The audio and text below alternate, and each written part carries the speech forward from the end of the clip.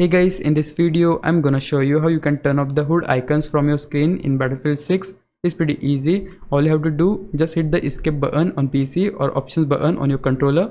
Then go to options. Right here in the side menu you're gonna see the section for HUD. So just select that, and here you're gonna see the particular area for HUD. So you can just disable all these options like show HUD, infantry HUD motion, vehicle HUD motion, and also you can turn off all these options whichever you wanna hide from your screen. Then if you scroll, you'll able to also hide the crosshair if you want. So for that you can just easily put that to 0, and you can see that the crosshair is now gone.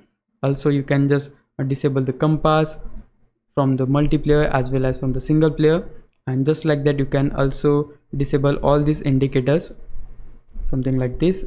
And you have a couple of more options like chat and all, you can turn off them too. And yeah, just like that you'll able to turn off all the HUD icons from your screen in Battlefield 6. If you found this video helpful, please leave a like, subscribe the channel. I'll meet you in the next one. Bye bye.